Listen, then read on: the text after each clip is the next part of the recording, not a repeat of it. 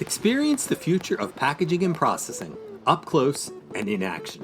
Explore groundbreaking innovations, engage with hands-on solutions, and connect with the experts transforming the industry. See how these advancements can revolutionize your products, production lines, and business. It all starts here. Don't miss out. Register today at packexpolasvegas.com/unpackedpod.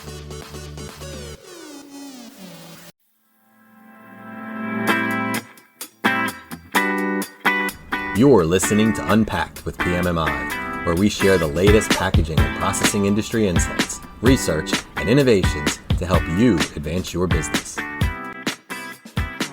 Hi, and welcome to Unpacked with PMMI. I'm your host, Sean Riley. Today we welcome former PMMI Chairman and current CEO Coach Rich Barr as he discusses his time working with Entrepreneurial Operating Systems.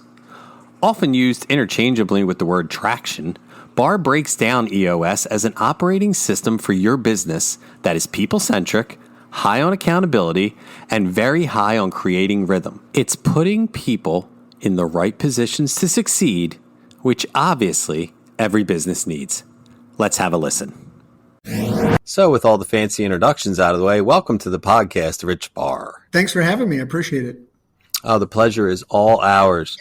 So you just came off stage at the Executive Leadership Conference for PMMI, and I saw your session. It was wonderful, and I'm going to be honest, I'm not as well read on this as I guess I should be, and I'm not as familiar with EOS and traction. So I guess for our listeners out there who also may not be up to speed on this, could you give us a little overview on exactly what EOS traction is? So EOS is an acronym, stands for Entrepreneurial Operating Systems. So the term EOS or traction are used often interchangeably, and it's simply an operating system for your business. So if you think about, we use that term operating system for your computer, your PC, or your phone, your mobile phone.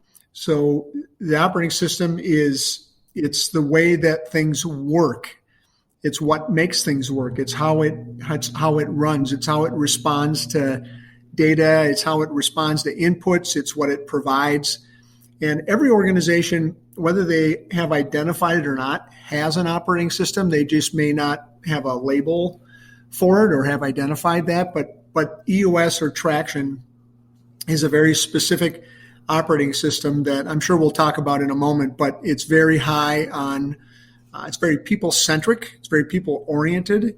It's high on accountability, and it's very high on creating rhythm. Okay, so I get that again from a high-level perspective, but I guess with the word entrepreneurial in there, it leads me to my next question of who then should be using this? Who is best that this should apply to from a company standpoint, whether it's size, money-wise, or number of employees? Who do you think this is best directed towards? So Gino Wickman is the founder of EOS Worldwide and the author of the first book in the EOS library called Traction, which kicked this whole thing off. And he was an entrepreneur and found that this is the way that he, I guess, developed or fell into how he operated his business and found this to be successful.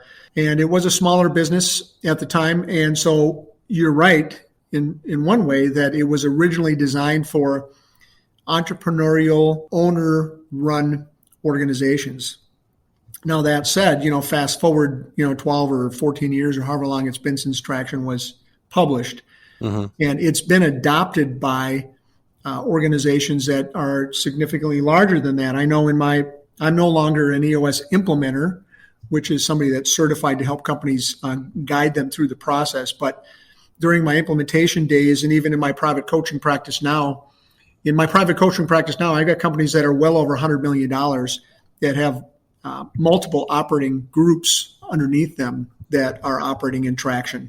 So there's probably a tap out size, I suppose. I don't know what it would be, but I wouldn't be super afraid of being a $100 million or more company and still using the operating system that is in the book. it's interesting how it can be applied from, a base level to such a larger company as you mentioned. You had made a comment about right people, right seats, and I was hoping maybe you could expand on that for our listeners, because it was an interesting way of kind of saying something that I'm sort of a firm believer in.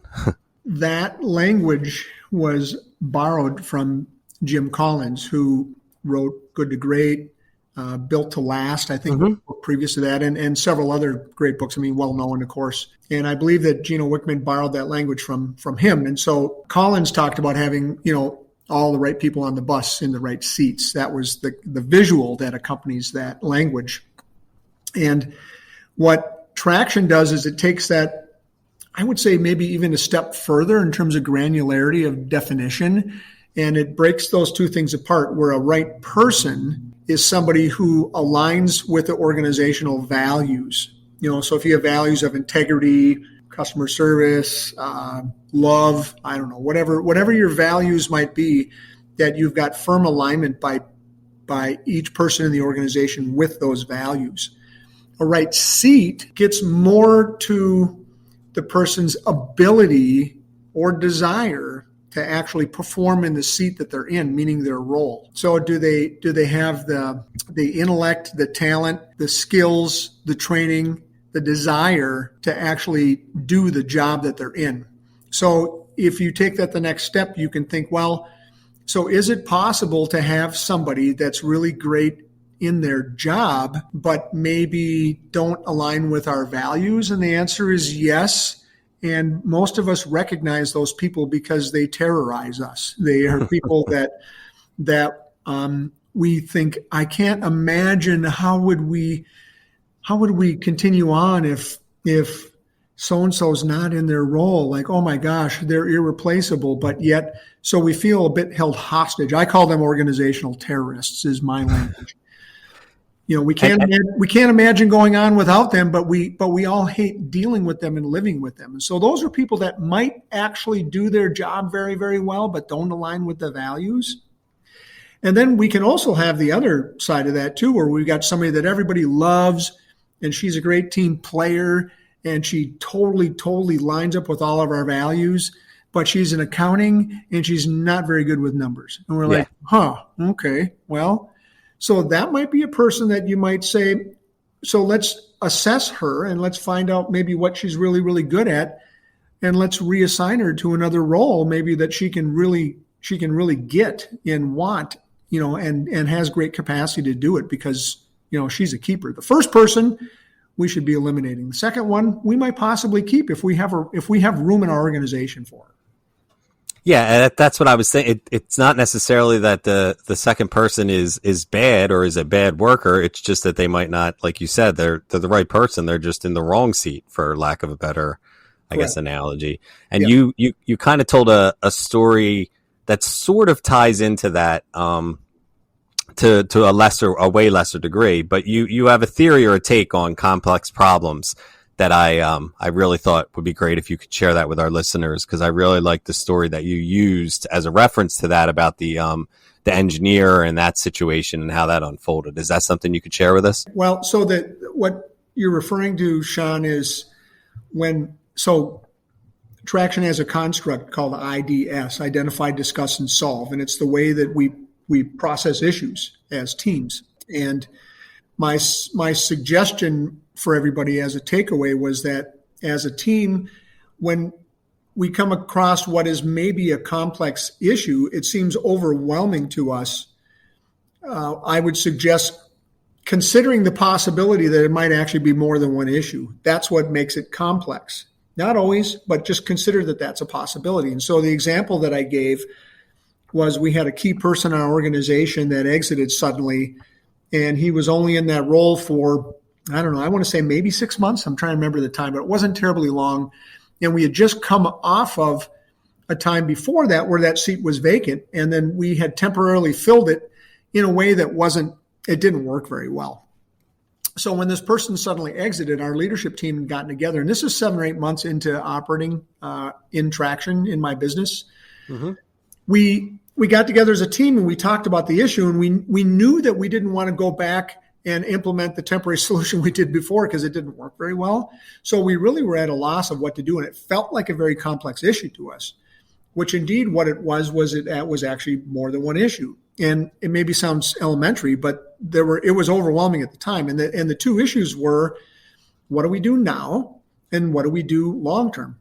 So you can imagine that those are two very different conversations, probably held at different times. So what are we going to do in the interim right now?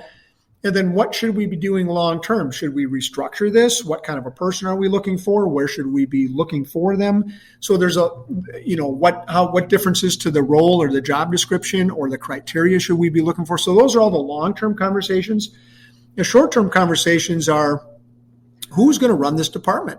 How are we going to do that?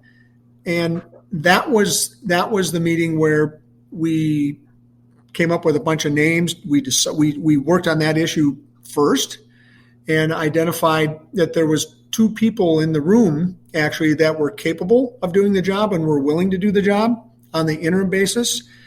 And that was the epiphany moment that I'd shared from stage, that the one individual raised his hand and said, I would like to do this job on an interim basis. I believe I'm capable of doing the job, but I feel like for the greater good of the organization, with what I have on my plate right now to serve our customers and the company the best, I think I should stay where I'm at, and I think the other person ought to fill that seat temporarily. And so that was a big moment for me that I thought, wow, we really are beginning to create a culture where people are setting aside their personal ambitions and really thinking about the greater good of the organization. That was a big moment for me.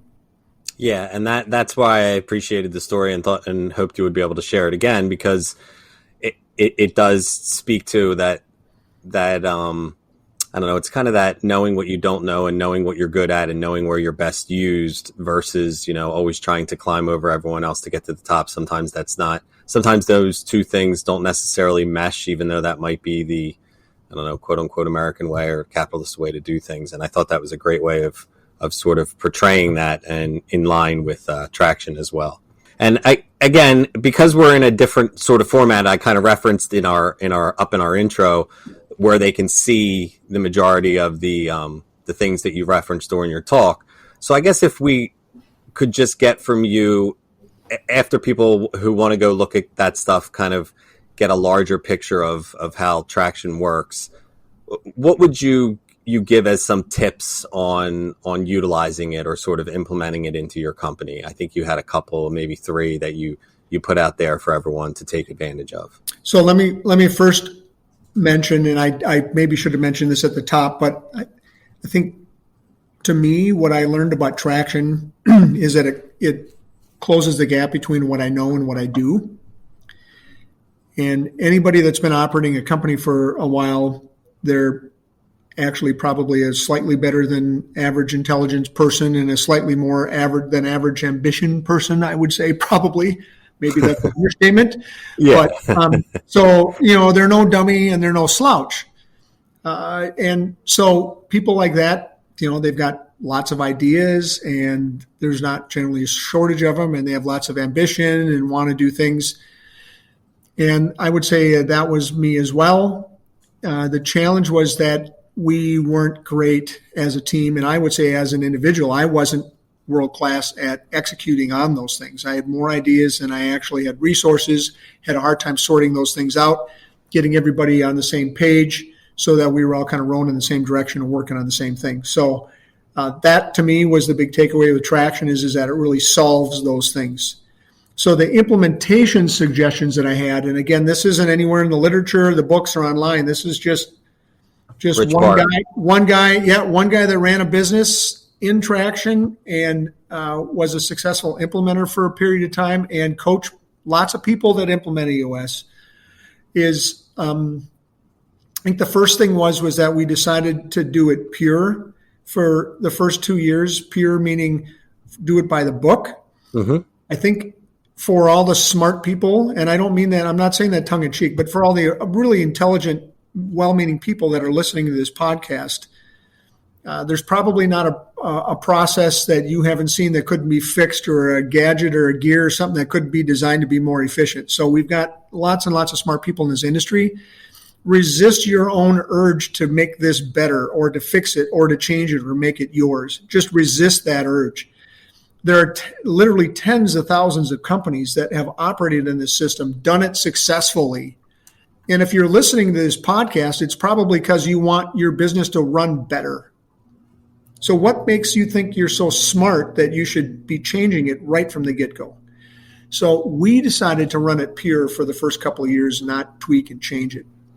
The second thing we did was we kind of did it in secret, meaning that as a leadership team, and me specifically as an owner and a CEO, I was guilty of the flavor of the month. I would come to a great conference like the PMMI ELC, and I would get my head full of all sorts of ideas, and I would come back and rush in to the conference room, to the morning staff meeting, and I would tell everybody about the great thing we're about to endeavor into. And people got fatigued. People got tired. People didn't take things serious anymore.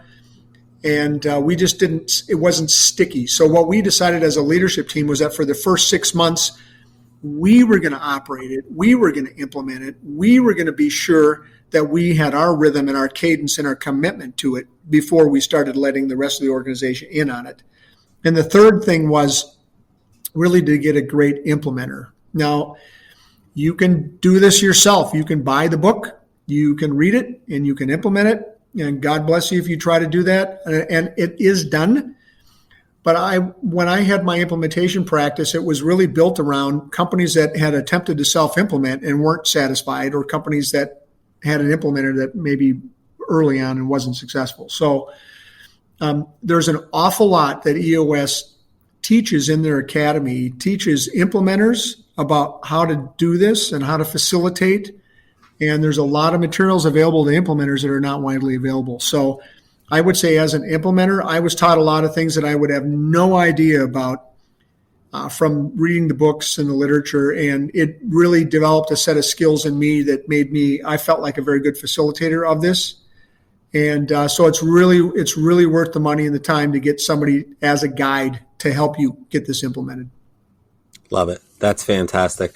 Well, I want to thank you again, Rich, for taking time. I know you just got done giving a whole presentation, and then you had to come out and speak to us immediately after. So that was probably a full, hour and a half to 2 hours of speaking about this. So we appreciate you taking some extra time to come on the podcast and speak with us today. Great. Thanks for having me, and blessings to everybody in this industry, and best of luck.